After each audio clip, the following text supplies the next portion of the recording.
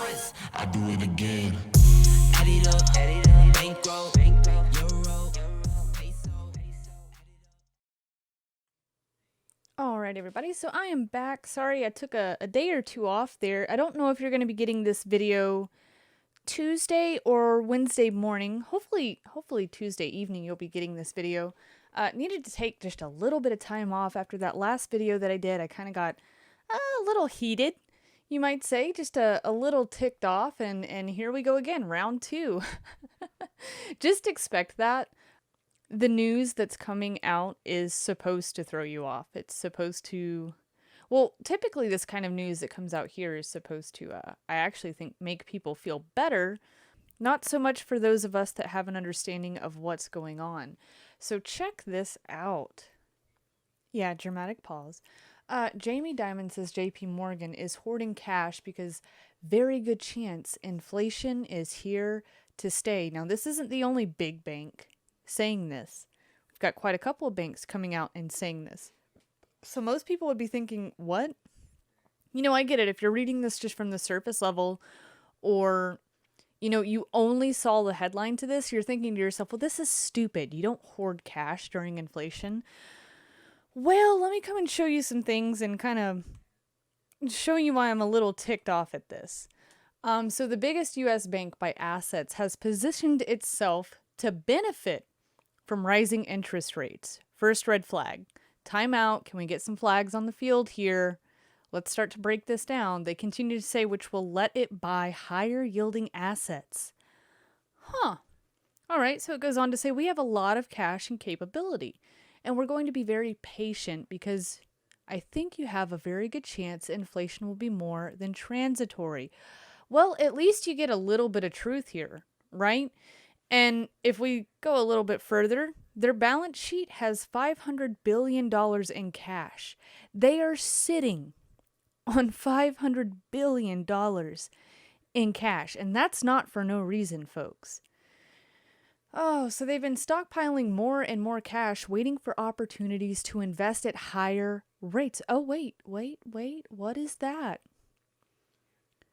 Oh, wait, you're telling me that one of the largest banks in the U.S.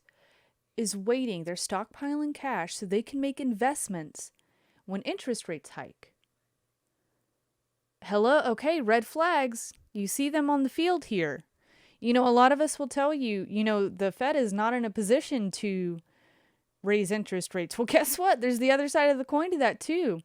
They're also kind of in the position where eventually they have to. Now, is that going to happen tomorrow, Wednesday? I'm not so sure about it. I feel as if they're still wanting you to be relaxed, right? But I do expect interest rates to rise. Maybe not this time. Probably not tomorrow. I guess it could be tomorrow. I mean, if JP Morgan is signaling this, you know there's some palms being greased here. They stand to gain if they do go up, okay? This is what we need to be concerned with. Damon said, I do expect to see higher rates and more inflation, and we're prepared for that. Oh, okay. Okay, I see what's happening here. So, Fed officials have called the current spike in inflation transitory. We know it's not. We know that there are so many positive people out there that want to believe that it is transitory. It is not. Meaning temporary and short-lived. Yeah, right. But there are increasing voices, including Deutsche Bank, economists, and hedge fund billionaires who warn of consequences should the Fed ignore inflation. So likely this is what they're going to try to do tomorrow. You know, they'll make a little note of it. But honestly, guys, don't be surprised. If there is talks about a slight interest rate hike, I'm not going to be surprised at all. And like I said, likely it won't be tomorrow, but do know that it's coming.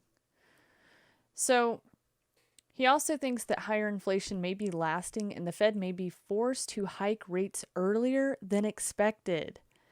I think the bias is more likely earlier than what the current dots suggest rather than later. Well, there you go, folks. You can't ignore this. So, I mean, something could hit everybody by surprise tomorrow. As soon as tomorrow. I'm not positive.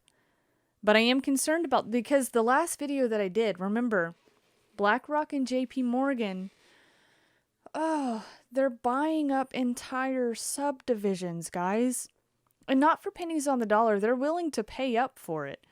Which is also telling me, all right, we want this nation of renters. We want to deplete the middle class. Just absolutely crush the upper and middle class, right? You're gone. Nation of renters. And who stands to benefit the most from this? Well, it's going to be companies like BlackRock, JP Morgan, and any of the other big banks out there. They are waiting on the sidelines for something chaotic. Something epic is coming. Oh, some people might want to argue with me about this, but just don't be surprised. I'm not saying it's happening tomorrow. Just don't be surprised when it does happen, which is probably sooner than later at this point. All right, so this was actually scary as well. This made me a little bit nervous because I just found out about this today. Paul Tudor, again, these last names, I never know if I'm saying them right, guys. I'm sorry. But Paul Jones says a stock market that's 220% of GDP is making him nervous. Yeah.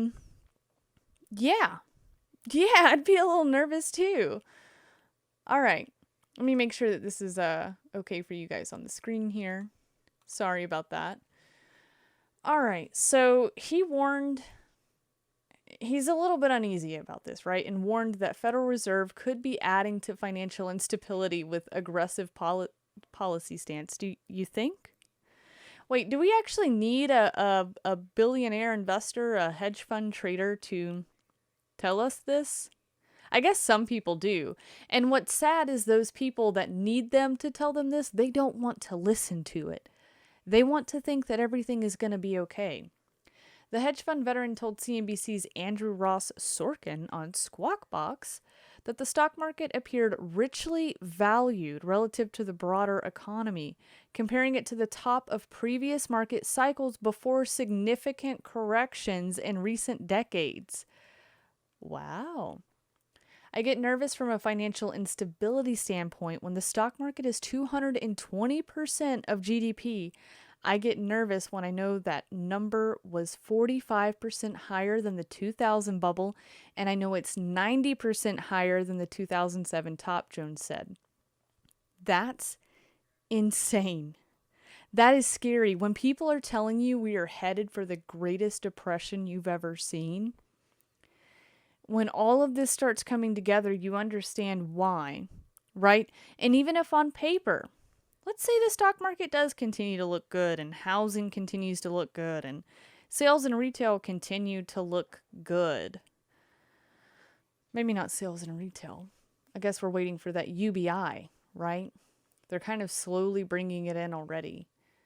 But when they're telling you all this stuff looks good, but it's fake, funny money behind it being dumped into these markets, it's giant corporations moving these markets, and a little bit of mom and pop that doesn't actually know what they're doing, well, that makes me a little bit nervous, because even if everything on paper is doing all right, are you and your family doing all right?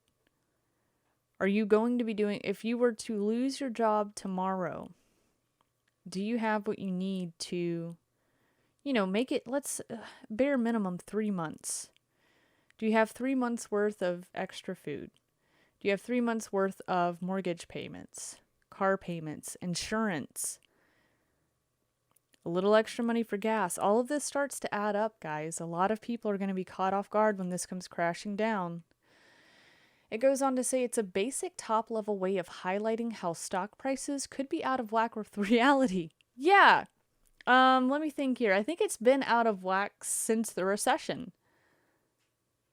That's how long, because nothing ever got fixed, right? Their idea of fixing it was putting a Band-Aid on the boo-boo, which is that fake funny money, continuously printing, QE and beyond.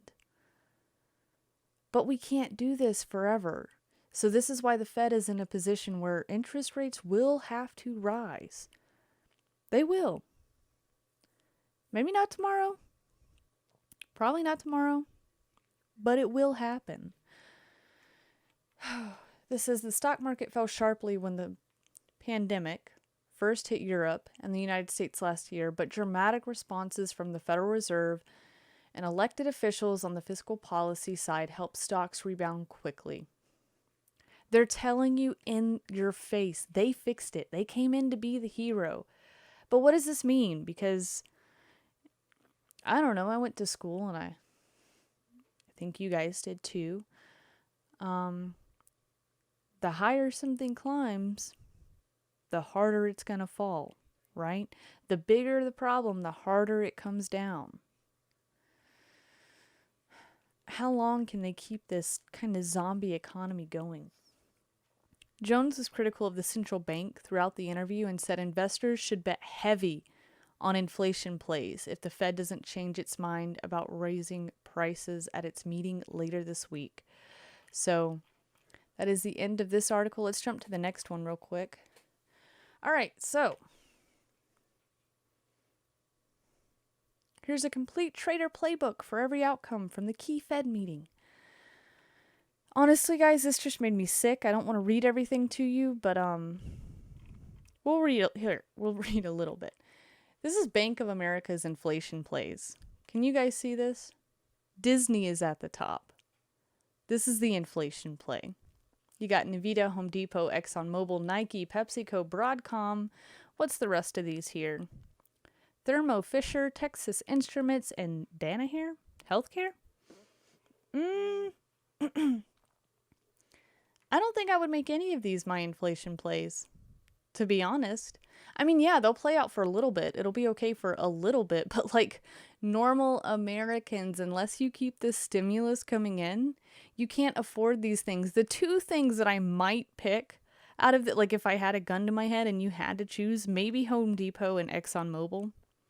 That's about it. But not a word of gold, not a word of silver, not a word for miners, nothing.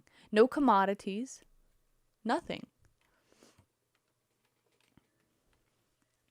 All right, back to Paul Jones here. All right, so billionaire hedge fund manager Paul Jones said earlier this week that investors should go all in on the inflation trades if the Fed keeps ignoring higher prices. I think either way right now, it does not matter what the Fed says tomorrow.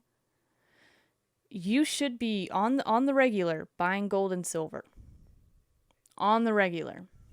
All right? He says if they treat these numbers, which are material events, they were very material. If they treat them with nonchalance, I think it's a green light to bet heavy on inflation trades. Exactly. If they say we're on a path, things are good, then I would just go all in on the inflation trades. I'd probably buy commodities, buy crypto, and buy gold. So Jones did call the stock market crash in 1987. And yeah, gold's not a bad idea. Silver for sure. The legendary investor believes cryptocurrencies and other commodities are favorable inflation hedges. Now, I know a lot of you guys hate crypto. I know you hate it, but even if it's just 2% of your portfolio, I keep crypto around 2% or less of my portfolio. Just to throw that out there to be, totally open with you guys. And the reason for that is it's a hedge against my hedge, right? Maybe one thing plays out and the other doesn't, and the timing is just all weird. And I kind of want to be prepared for either direction that this goes. I don't want all of my eggs in one basket, and you guys shouldn't either. They also mentioned gold miner ETFs. So Sprott Gold is on there, Sprott Miners ETF is on there. Any of the big names are there, and I know people want me to talk about gold miners on this channel, but I really don't know a ton, guys, about the miners section. I know a lot of them are doing very, very well. I don't buy things typically when they're in the green. That's just not my way of doing things when they've been on the up and up. That's not my sector to jump into. Even if you know that you could benefit later on, it's just not a strategy I like to take necessarily. But I don't think that gold miners are necessarily a bad idea. I did buy into one today. The name is actually not on your screen here, and I'm not going to say what it is. Anytime I say what I might be buying, I get called a shill or something. I'm assuming the same thing would happen for a gold miner, so I won't really say what I got into, but you know, I did jump in. It could be a risky play, but you know, with the way that things are going, not a terrible idea. You know, if you want to be in it, I'm not going to disapprove of that. I'm just going to say I typically don't talk about this kind of stuff myself because it's not my most knowledgeable sector and I don't want to give anybody bad advice. And I'll probably never tell you what to go and buy. So as of right now, we're just waiting to see what the Fed says tomorrow. I mean, we have an idea of what they're going to say, but we want to hear it from the horse's mouth. Welcome to the Dog and Pony Show, ladies and gentlemen. And Wednesday night, so tomorrow night, we should be doing a live stream on this channel. And I'm sure after the Fed speaks, we're all going to be pretty heated and have quite a bit to talk about. So if you feel the need or want to come and join the live stream, check out the Truth, Money, and Freedom Discord so you can actually call in, you can be a part of the conversation, and we can all just kind of hang out and dissect this stuff together. And if you're feeling the need for some gold or silver, do check out our sponsor, Wise Wolf Gold and Silver Exchange. You can go to wisewolf.gold. And all of the other info is actually in the description down below, so you can call Tony personally. There's not going to be somebody from India or some robot that picks up on you. It's a real person, veteran-owned business out of Branson, Missouri, good friend of mine. Happy to have him as the sponsor on this channel. And just keep doing it, guys. No matter which direction this meeting goes tomorrow, we all know it's not a bad play to buy some more gold or silver. So keep stacking, and I'll see you guys in the next one. Bye, guys. I do it again. Add it up, bankroll.